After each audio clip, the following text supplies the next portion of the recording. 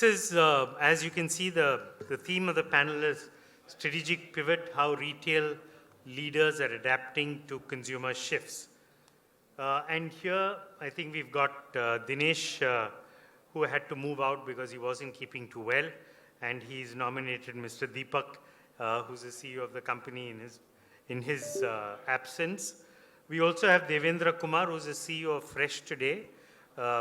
Fresh Today, as you might know, is a grocery chain, if I were meant to say it. Convenience stores, large proportion of fresh, and Devendra himself is a very, very experienced veteran in the food and grocery space, having been with the Spar Group in the Middle East and with several other retail chains in India.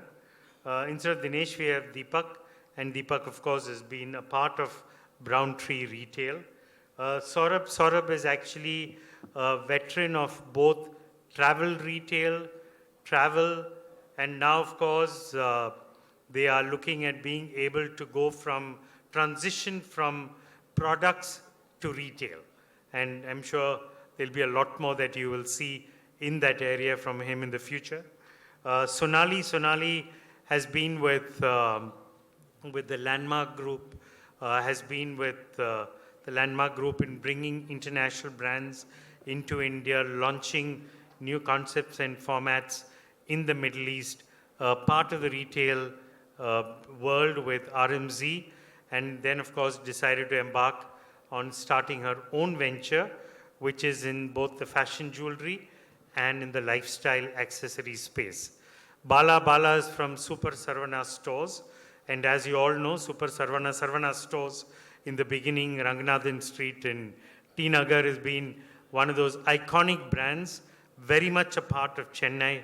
And Bala is being part of that entire movement to be able to now expand the chain across, as well as to be able to figure out how to create different formats for different customer segments. So this is the group that we have. So as you can see, a good mix of experience, talent, old brands, new brands, old ideas, as well as new ideas.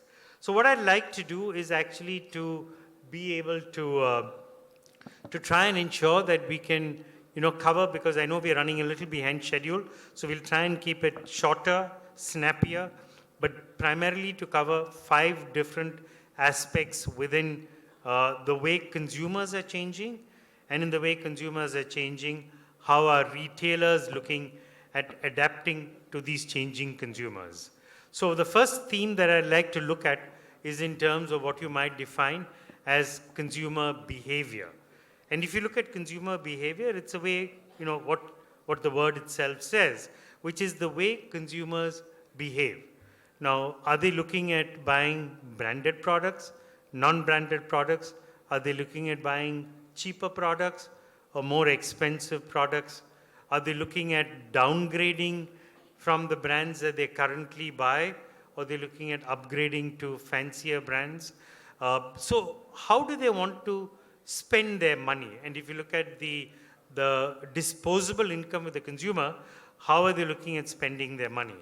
And I think what I'd like to do is to be able to address on this theme a few questions to people, to my panelists. And the first I'd like to ask is the lone lady on the panel, Sonali. And Sonali's been with the premium brands in the Middle East, come in and started with jewelry and fashion accessories. To be able to understand how do people look at this entire category of jewelry, accessories? Are they thinking of it like what it used to be in the past, which is go to the local novelty stores and buy, look at products, look at it, buy it from a design perspective, look at it from a pricing, or do they want to actually upgrade to brands, buy a brand, buy something which is a better quality, buy things which are appropriate for different occasions, rather than buying one standard thing and using it for all occasions. So Sonali, if I were to ask this question to you, how are you seeing consumers change in behavior? Hopefully it is mostly women who are buying your category. and how are you seeing them change in behavior over a period of time? Thanks, Bijou, for that introduction. Um, in the last 10 years, which we started Toniq Retail, we were the first fashion accessories company based out of Chennai. And we're very proud of that fact. When we launched Toniq Retail, we realized that there really wasn't any organized fashion jewelry player in the market in Chennai and in the south. It really was traditional gold retailers that you had in Chennai. Fast forward, we started seeing a lot more customers wanting to adapt to shopping malls. We then have seen customers shopping for jewelry on e-commerce. And today, we're actually seeing customers with very high intent to shop for jewelry in a quick commerce format, which is in 10 minutes. So the customer has evolved, and the customer has evolved extremely fast. And I think what has also happened is, as we have a younger generation of customers coming in, we've had customer habits changing, lifestyles changing, and accordingly, jewelry has had to change and adapt. When we started Toniq, customers are very, very price conscious, not so trend conscious. So if we introduced a trend maybe 2 seasons later from a global counterpart in Europe or in the US, it was still very acceptable. In fact, we were sometimes mistaken for launching trends too early, and customers didn't understand. 2015, 2016, we started seeing e-commerce coming up. Again, the customer was very spoiled with discounting and great focus on price.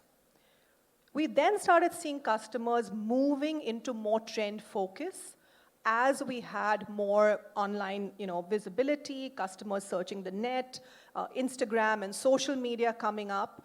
And we started seeing a demand for trend coming closer in season. So customers that saw something being worn by an influencer in Paris or New York expected it from us. And we started having customers coming into the stores telling us with a photograph, do you have this trend? We'd never seen that before. And it meant kind of upskilling our sales staff and explaining to them what was trend and what we had. With online, there came a lot more competition and a need to completely bring in trend a lot faster. What we've now seen is with travel going up, and today the young generation is very travel focused. If you ask a young 20-year-old, what are you spending your money on, or what do you aspire to do with your money, travel would be number one. And that's kind of been an interesting challenge in our business, because we really were built as a business for customers to wear jewelry every day. We now realize customers want to wear jewelry when they travel. And we've had to develop ranges that are travel friendly, friendly to travel to destinations like beaches or winter locations. So we've created a collection around that lifestyle change. So I think we've had to evolve product as customers have evolved, and we've had to do it a lot faster than we ever did it. Thanks. So what I can sense from your answer is that now we have to adapt to the wear and the use occasions, as opposed to thinking about it as a product. So appropriate to whatever be the occasions, then we need to necessarily develop products accordingly. So if I were to take that same thought across to you, Devendra, in terms of consumer behavior, if you were to look at this whole concept of quick commerce, as opposed to the past, where you'd go to the main market, say for example in T Nagar, you go to the T Nagar market, you'd buy your provisions for a month, you bring it back home, then you might run out of a few things during the course of the month, you go out and buy those few, replenish your pantry, and then you go back again next month to buy.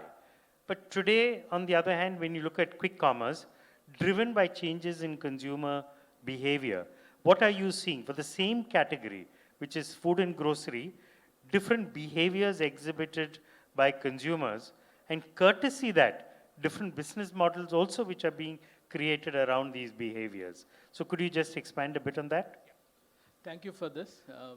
I represent a young, fresh brand, fresh today. We are 3 years in the market. A very relevant question, sir. Before I get to quick commerce, there's a considerable shift on consumption pattern itself. Right from just buying a product, every customer is looking towards functional and health benefit before even buying the product. So that consumer awareness in terms of functional benefits, right from the health, nutrition, and the support what we get, that shift itself is actually changed, and it's a right evolution towards consumerism. Now coming to the channels, the quick commerce, e-commerce, and offline channels. Yes, there's a very quick shift in India, which from a offline retail to on-rail retail to Q-commerce. Yes, Q-commerce would be here, and then, but I would feel it will be very relevant to the categories as of now. But the way it is really taking up space, I feel all the retailers should adapt that channel to reach out to the customer. Because if you look at the customer segmentation, the new age customer, the customer who's having technology driven, who is also tech savvy, these customers would always look at adapting to quick commerce. But yes, quick commerce is a long way to go in terms of freshness, quality, maintaining and meeting those expectations of customers. I think there is a space for that. If I were to look at, say, food, and Deepak, this question is to you. You come from a business which is actually handling what you might define as health foods. And why would somebody want to buy health foods? And are you seeing any changes in behavior in the way people are buying food?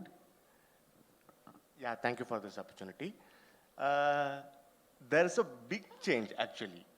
Not only in the manners of what are the product they are selecting, actually.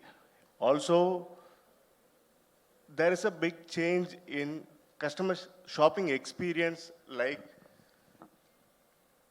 they are very keen in what they are selecting, actually. So previously, the price points doesn't matter here when it comes to health food, actually.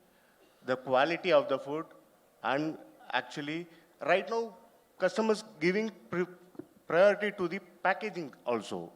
And right now, for the when it comes to service, what I observe is there is a big change in shopping timing too, actually. The regular shopping time had a big shift in Chennai right now, actually. What I think is, because we run both in physical and digital stores, actually. So we want to attract all those customers. Here in Chennai, post-corona, customer prefer to have a leisure shop after 9. That's a big change, actually. And when compared to regular 9 to 9 business, post 9 to 11 like those, the cart value also increases. So I think we should read the customers more, and we should change for it, actually. Sure. So it's not just in terms of the kind of products they're buying, also when they are buying. As what I understand earlier, we used to always think people would only go for movies and go out for dinner after 9 o'clock. Now you're saying that they also want to shop. And which is a good thing, because we are working closely with several state governments to try and provide an opportunity to legally allow shopkeepers to do shopping, to sell 24/7, and let the customer choose whenever. Previously, the people have no other choices for entertainment. Shopping is the biggest entertainment, but right now there are many options for entertainment. So shopping alone doesn't mean entertainment. So they prefer their time, which is okay for them to shop, actually. Yeah. Okay, so that brings me to my second question and point, which is about shopping behavior. So one was about consumer behavior, and if you think of shopping behavior, where do people buy from? And Bala, you've been part of the offline retail. You had very large stores. You have very large stores. You sell a variety of products which are there. Do you worry about the fact that some of these products can be actually available online There are choices which people can make in terms of the locality where they buy. You tend to normally have large stores in single locations, whereas many others adopt multiple locations within a city to put up stores. So how do you see, are you able to move people to come to a single store because they see a great value in coming there? Or are you forced into distributing yourself wide in a city so that you can get closer access to the consumer? Good morning. Thank you for RII for this opportunity. And the question is, how do we bring the customer in, especially with so many changes happening? Or are you going to go out to where they are? My first guru, Mr. Rakesh Biani sir, is sitting here. And of course, I had lots of opportunities to learn from Bashir Bhai and Asif Bhai and Venugopal sir in the earlier stages. And from there, that point of time, even till today, we see the common factor is change. Change has always been there. Customer has always been changing. But the only thing is, for the question that you have raised, the answer has to be short. The story has to be told in the crispiest manner possible. ஒரு கஸ்டமரை engage பண்ணணும்னா ஒரு சொல்கிற விஷயத்த சுருங்க சொல்லணும். அதை சொல்கிற கதையை எவ்வளோ ஷார்ட்டாக சொல்கிறோமோ அது அவ்வளோதான் time. Shortest time possible in which you can communicate is the only change that is happening in a very big way. And people are glued to big, let's say, backlit screens. For a moment, they are with you, but something, they are not finding it attractive. They are immediately going back to the screen, and they are in probably in Netherlands, or they are in Dubai, or somewhere else. Next moment, they are in some other country seeing something magnificent, something stupendous, something huge.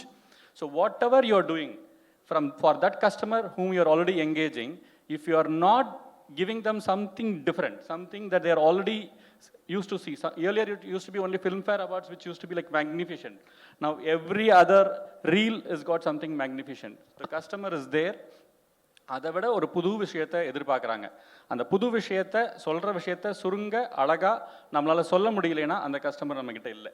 So we are only striving to keep ourselves huge, stupendous, magnificent in our little ways possible for that audience that we are engaged in. And there is no hurry for us to go into different distributed channels where you are, if you are able to do that magic, the magic happens. And we learn from all other retailers who are around us. We see somebody new who has come in front of us. We see what they are doing. We learn from them. We adapt. And we correct that magic that they have put across. We constantly renew. இதுக்கு முன்னாடி ஒரு 7 வருஷத்துக்கு ஒரு வாட்டி நம்ம renew பண்ணால் போதும்ன்ற இருந்த கடை இப்போ ஒரு வருஷத்துக்கு ஒரு வாட்டி ரினியூ பண்ணணும், 2 வருஷத்துக்கு ஒரு வாட்டி ரினியூ பண்ணணும், 3 வருஷத்துக்கு. You have to constantly innovate and renew your presentation to the customer. That way the customer keeps coming back to you. And the audience is no more connected to what father used to take, mother used to take. They are all willing to shift if you are not concentrating on what you are presenting, the way how you are presenting. Sure. So brand renewal, which translates into store renewal, translating forward also into creating specific assortments for different customer segments, which is between different age groups, etc. All that are critical aspects. Saurabh, if I were to turn to you, and you've been in travel retail for a long while. So when you look at retail today, at one time we always thought of retail as being in specific retail markets. So you might have thought about it in Anna Nagar, T Nagar, Tambaram, those areas. Then people said, let's put up shopping malls. And then when you put up malls, people said that wherever you put up a mall, people will come there because you get all kinds of shopping, all kinds of products you can buy in a mall. Now people are saying that, why should you be really confined to a town? Why can't you be in retail in an airport? Why can't you be in retail in a railway station? In addition to physically being present in a town. So how do you see those changes, considering that you've also been part of travel retail?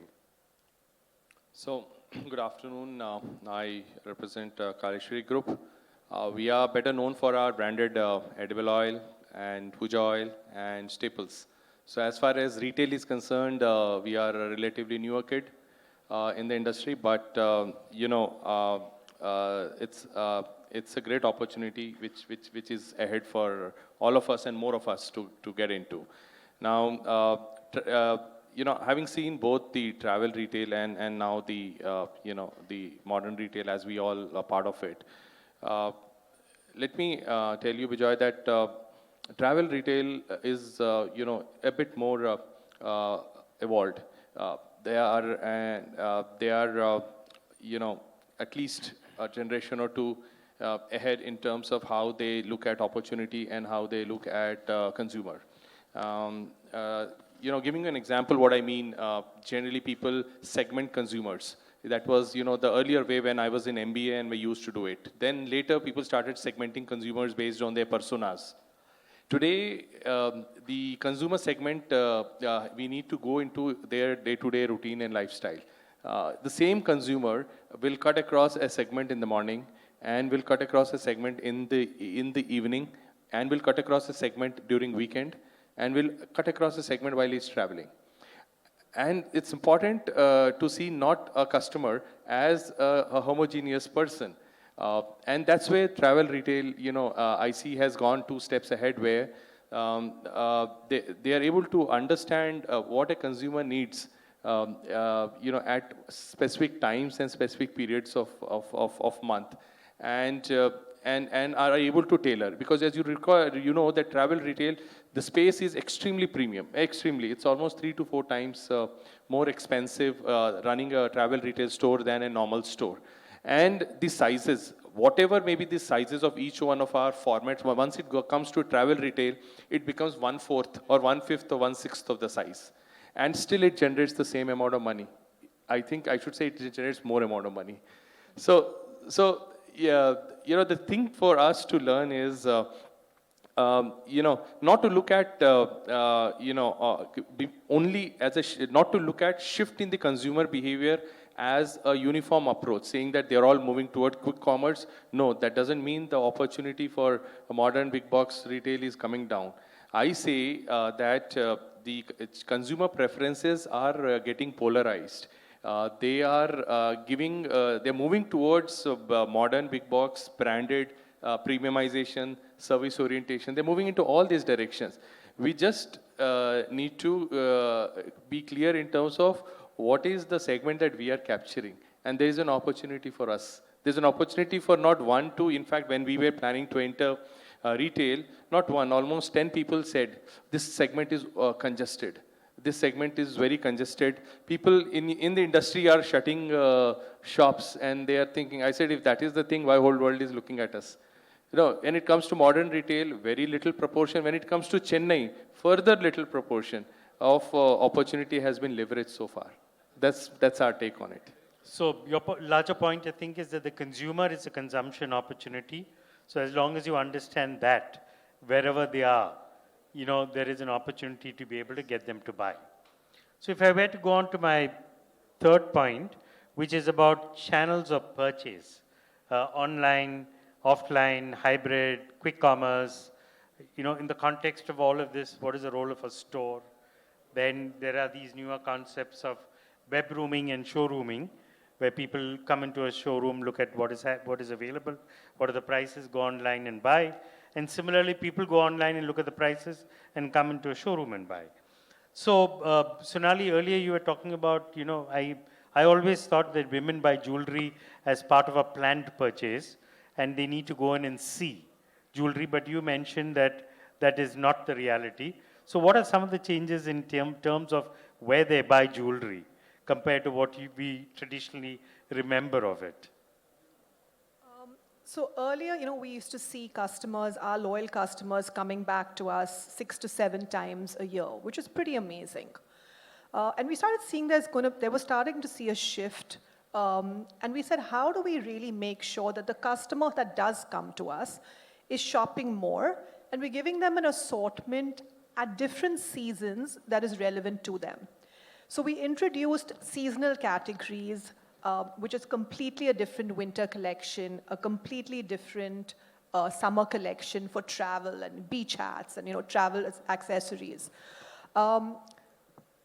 Even when it comes to Indian jewelry, we started seeing that they were not just wearing Indian jewelry for a wedding or a festival, they were starting to wear some of their Indian jewelry on jeans.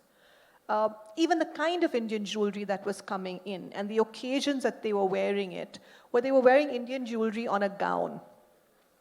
And that meant we changed the experience for each of these platforms. So what we do in the offline really is about the touch and feel. It's about being able to talk to a sales staff, ask them about the trends, try it on in a store. And that's a great experience. You stand in front of a mirror, you have a friend with you, giving you advice. You can take a selfie in the store. That's one experience. The e-com experience is you're sitting on your bed, you're sitting in your pajamas, you're lazy, you're surfing on a weekend, and you can get something in 4 days. You can gift something to a friend in another city, or your brother, or your sister. It doesn't matter. Rakhi gifting was a perfect example for us. And now with quick commerce, we've realized that there's also a customer that is a mom or a young kid who has to go to a sports class and needs accessories to go to that sports class and forgot it. Or they need a gift for their friend, or they're going for a play date and they want to take something. So I think really as brands, we've got to address needs for customers and when they're using it, and address them at different times. So what we do for e-com is very different for what we do in the stores, and what we're going to do for quick commerce is also going to be different. We try and kind of have a brand experience that is similar, but we've realized those audiences and those needs are different. I think also the kind of information downloads that today the Gen Z customer has, they're even more demanding than the millennial or the generation before that. So I think, just to give you an example, recently there was this big wedding, the big Ambani wedding. In 24 hours, we saw DMs coming to us saying, do you have jewelry like this wedding jewelry? We've never seen anything like that. And Deepak, if I were to ask you, I'm sure you weren't part of the Ambani wedding, but what is there which you see in terms of where people want to buy? Are they comfortable coming to your store and buying things? And if they have a repeat purchase, they want to buy online or vice versa? In my point of view, we should be ready to we should be available for customers in all modes actually. The thing is actually store walk-ins decreased a lot actually. But when it comes to online purchase, what I think is we should not stick on to that customer should buy on our own app or own website like that. We should be available in all modes. Retention is we should concentrate much more on retention for online customers. For example, there are limited apps previously, but for each and every brand, if they are downloading an app in their mobile, it's not possible. So we should be available in web mode, also in app. More to create a trust factor, we should be available in all marketplaces also, which creates the brand trust factor. Once we created that trust, it's easy for the customers to download our app and become a regular customer for us actually.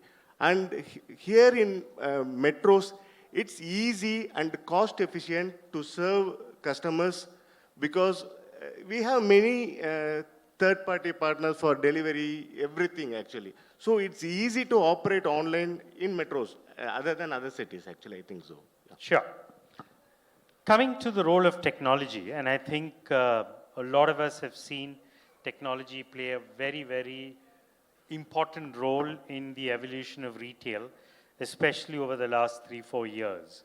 And for each one of us, it could have been different depending on how we've managed to use technology. Some of us might have used it to move from merely being offline to also getting online.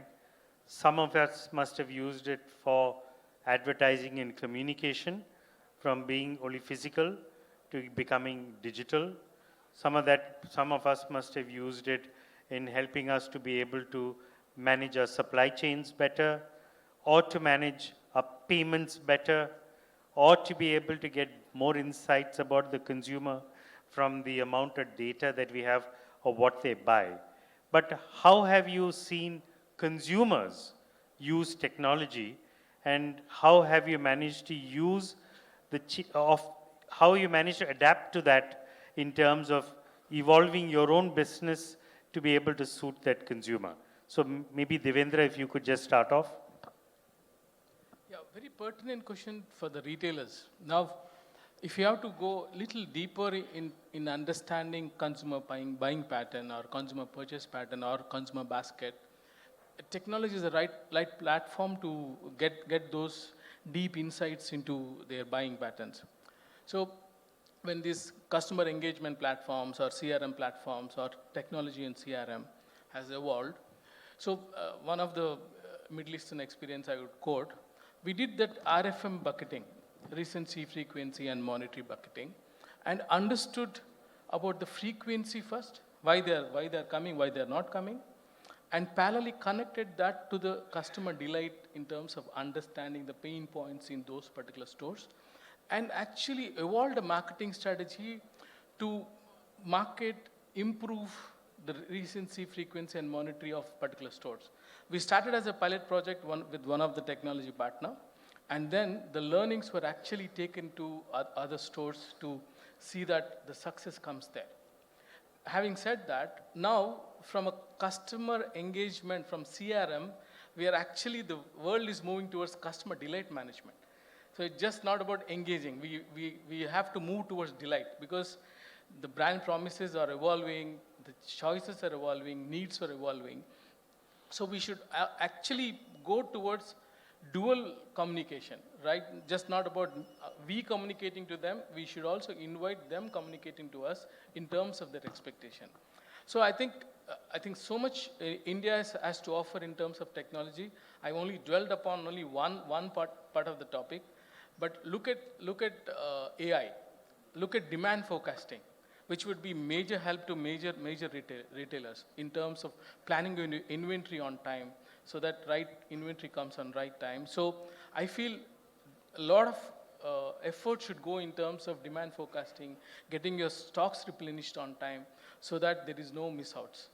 So in terms of an effort at a summary level, customer delight, demand forecasting, managing technology or managing a store SOPs in terms of checklists, implementation SOPs, there's so much to offer in terms of through technology. I think we should as quick as embrace those newer technologies or upgrade your technologies and move there. And Bala, if you could just highlight, given the, the size of your business, several thousands of crores, and the complexity of the categories that you handle, how have you looked at using technology to be able to service customers better? Post-COVID, the huge shift based on technology is we started cutting out on advertisement campaigns involving stars who for themselves, they had to campaign using influencers. For example, Rajamouli sir, for his movie, he said in one of the panel that he used completely, he avoided the traditional way of advertisement. So technology is now helping us to understand that the customer is more on the mobile and he does not want any communication. If I have a customer kitta vandu na vandu or porula pathi explain pannanom vanda. He does not want any explanation. He is already aware of completely almost all the details up to date, more than the promoter.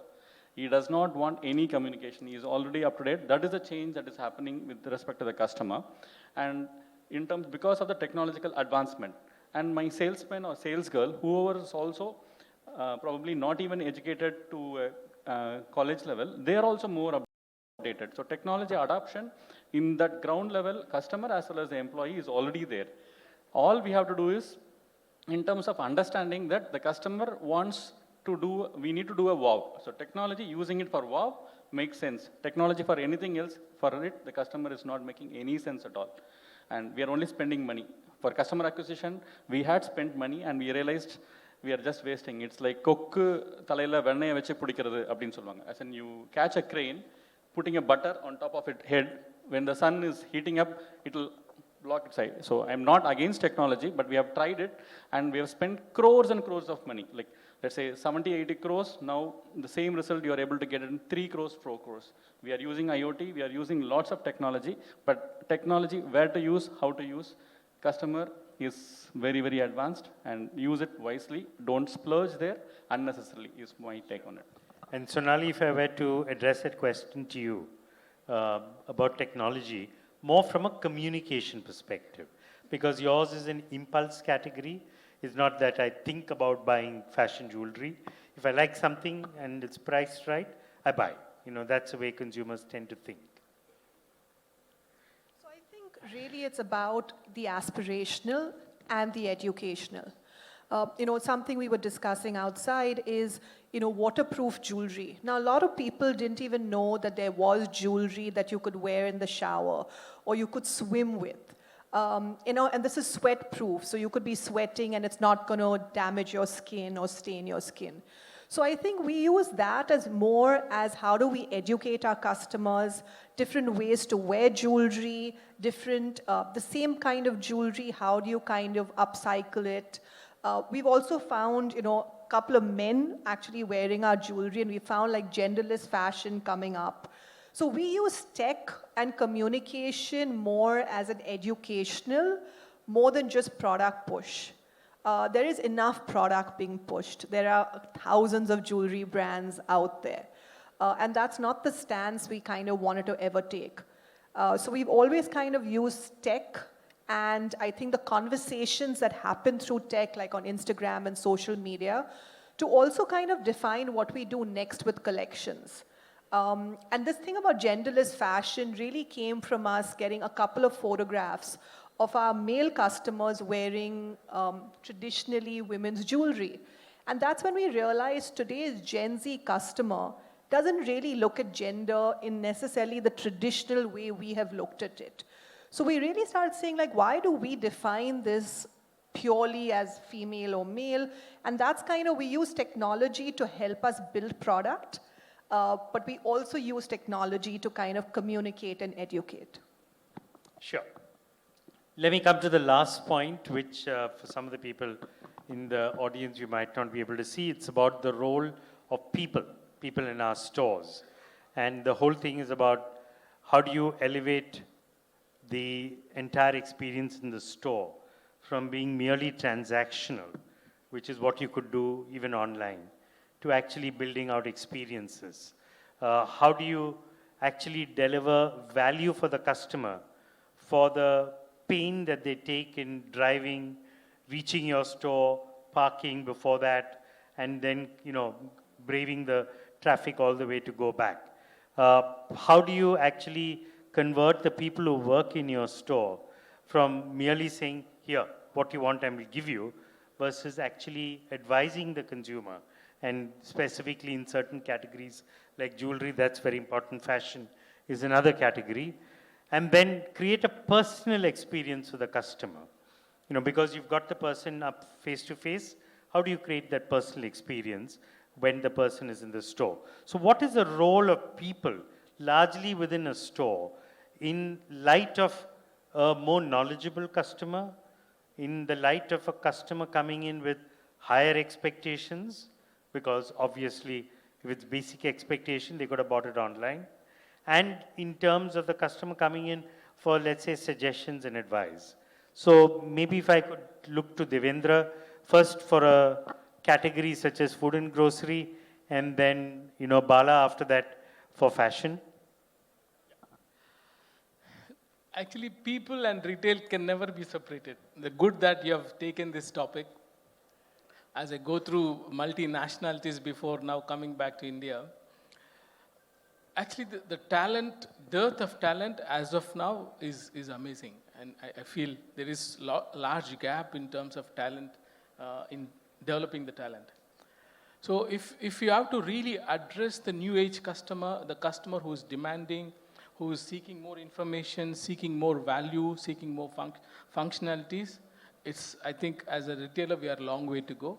But we have put up a department where we closely build the talent inside the organization. The competency development is one of my 6 strategies for this year, once we did our strategic direction.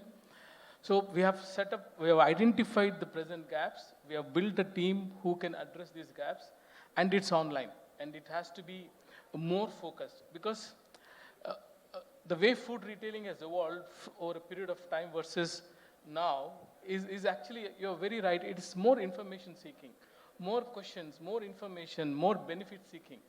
So if your person, the customer service associate on the floor, he's not well equipped on the information, on the product, on the value, you will not be able to meet those demands. You will be off. So I think first is to having good product knowledge, because he is the representative of your brand, having a good product knowledge onto the CSA. Then be able to equip them and enrich them in terms of knowledge to go and meet the demands of customer is actually pivotal and very important. I feel we as a food retailers really needs to go there in terms of training, developing your talent at the store level. Plus, the leadership at the store plays a very key role.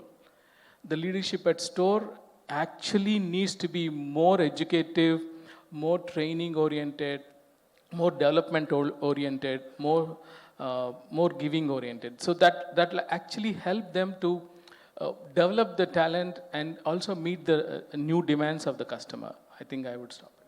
Sure. And Bala, last few thoughts on this?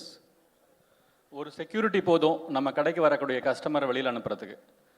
We think it is ஒரு security, out source security or house keeping.